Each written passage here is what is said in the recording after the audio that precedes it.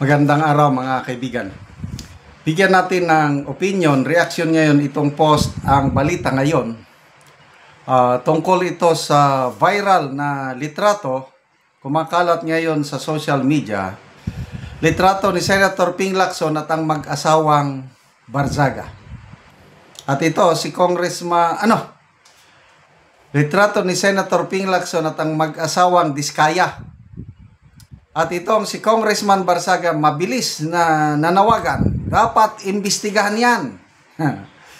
So, Barzaga, nananawagan ng imbestigasyon sa litrato ni Lacson kasama ang mga Diskaya. So ito ang picture. Ayan, nasa gitna si Senator Lacson, nasa tabi niya ang mag-asawang Diskaya.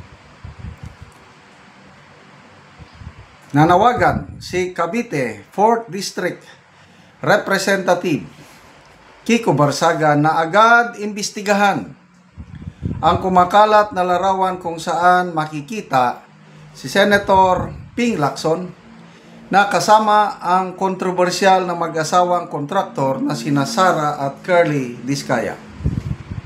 Ayon kay Barzaga, ito ang kanyang posto, pakisilip kung totoo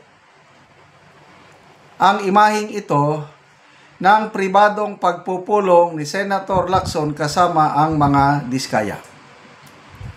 Sa larawan, makikitang nakangiti at tila magiliw na kasama ng senador ang mag-asawa sa isang silid na kahawig umano ng opisina ni Lacson.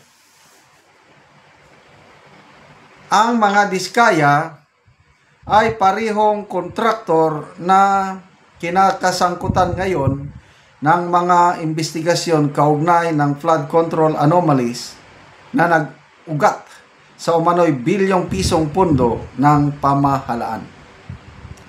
Matatanda ang kabilang sa mga pinangalanan ni Curly Diskaya si Saldico at Martin Romualdez na tumatanggap umano ng kickback sa mga maanumalyang proyekto.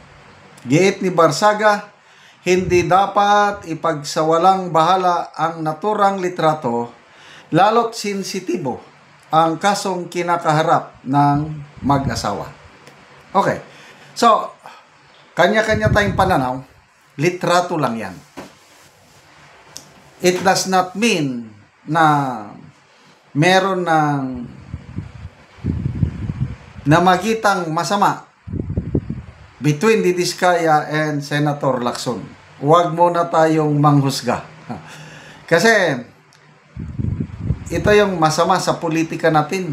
Batuhan ng putik. Sample, si Senator Marcoleta, ginawang issue yung pagiging director ng asawa niya sa isang insurance company na kung saan nagbibigay ng insurance bonds ba yun sa kumpanya, mga kumpanya ng Diskaya.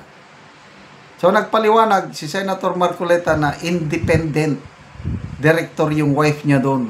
Hindi siya yung regular director. Wala siyang pakialam sa management, yung shares, iba talaga. So ayun, nagkainitan sila sa isang reporter, abante reporter, hanggang natawag na tanga at ang GA.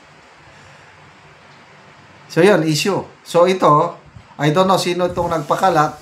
I don't know rin kung AI generated ba itong picture na ito. Kaya lang, dito sa makikita ko parang tunay namang picture. Tunay na picture. Sa tingin ko lang Ano? Kaya lang, ulitin ko, it does not mean anything.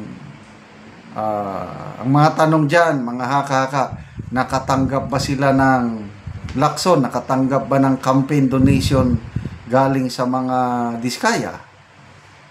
It does not mean anything sa tingin ko. Okay? Ang siguradong nakatanggap ng campaign donation ay ang Pangulong Marcos Jr. noong 2022 galing sa mga kontraktor. Ano yan? Mismo ang reporter na si Ivan Mayrena, ABS-CBN ba yan? Matapang na nagtanong. Tinanong niya si Auntie Claire, record show, sabi niya, ng candidate Bongbong Marcos Jr. nakatanggap ng campaign donation sa mga contractors na active nangungontrata sa gobyerno, and record show na itong mga campaign donors, biglang dumami ang kontrata nila panahon ng administrasyon ni Marcos Jr. Anong sagot ni Auntie Claire? Let the COMELEC do their job. Investigate. Ganun lang. O, investigate. O, iniimbestigahan ba ng COMELEC? Wala naman na. Nung si Senator Escudero ang nakita na campaign donor din niya is contractor, ginawan ng issue ng katakot-takot. Pagdating sa Pangulo, wala. Tahimik. So, ano yan? Selective, anong tawag yan? Selective justice. Anyway, may mga nagdududa sa objectivity ni patas ba si Senator Lacson. May mga akusasyon na parang prinoprotektahan daw nila ang mga malalaking politiko. Well, ako, iba. May tiwala pa rin ako kay Senator Lacson. Lalo na ngayon, kahapon ba yun, nag-announce siya na iimbitahan na nila, ang Blue Ribbon Committee, imbitahan na sina Saldico at Martin Romualdez. Kasi nung una, sabi niya, interparliamentary courtesy, hindi pwede. Nagalit si Senator Marcoleta. Ano ba yung interparliamentary courtesy na yan? Bilyones na ang nakatayab, interparliamentary courtesy pa. Kaya nagagalit ako. Kaya maganda rin kung minsan yung mabunganga, nagre-reklamo. Ganahan ko kay Senator Marcoleta. Hindi siya takot. Sabi niya, para bang sa kapunungan ito, marami ang takot kay Romualdez. Ako, hindi ako takot kay Romualdez. Sabi niya. Oh, so, good job po, Senator Lacson. Dahil sunod na hearing, papatawag na, imbitahan na si Saldico at Martin Romualdez. Kaya lang, ako, opinion ko lang ito, never na mag-attend sila. Lalo na si Saldico, wala na yan. Forever muna doon habang mainit pa ang panahon, magpalamig. Hindi yan babalik sa Pilipinas, si Saldico. Kahit ilang imbitasyon pa, kahit i-cite in contempt pa, hindi yan magpapakita. At si Congressman Martin Romualdez, hindi rin yan mag-a-attend sa hearing ng Senate Blue Ribbon Committee. Yan lang ang obserbasyon ko o kaya opinion ko. Okay, salamat mga kaibigan sa inyong pagsubaybay sa ating channel. Nakakatulong kayo ng malaki sa tribong Talandig ng Bukidnon dahil ang income natin sa channel na ito is pantulong po sa tribo. Namimigay tayo ngayon ng mga libreng yero at pako para makapagpatayo sila ng maayos na tahanan. Panoorin nyo ang video na ito. Ang natagaan na mo o gero, so wala yang bana, so siya nang nagdala.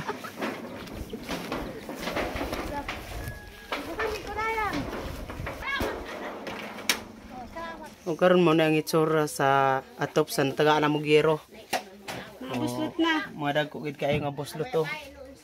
Makita gid nato nga kuan gid kayo. Nga dagko na ang buslot.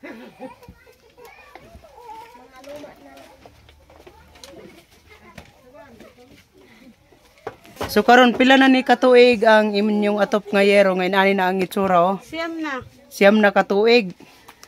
So dugay-dugay na gyud. Ngano man sa siyam na katuig nga kuan buslot nang inyong atop, wala man mo nakapuli og atop. Ani. Kalisod, wala giri atop na mo. Tungod sa kalisod wala mo nakakuan gyud og inyong atop. So unsa ra inyong trabaho sa imong bana? Magmuso. Magmuso ra mo.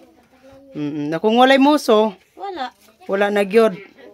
So pila ka buok imong anak? Tulo. Tulo, so tanan naga-eskwela? Ang duha. Ang duha ga-eskwela. Unsa na yung mga grade? Grade 2. Grade 2. So siyam na katuig ang inyong balay. Inani na ang itsura. Asa ray karon imong bana? Nanggahad. Nanggahad siya. Sini ano pa? Amat sa Ginoo nga sa nagtabang sa sin. Nga magpadayon ng ilang pag atag mga uban nga wala na tagaan. Dan pa ang nanginanlang nga sama ka nako. Oo, so salamat kayo. Salamat kayo sa Ginoo. Oo, sige, sige.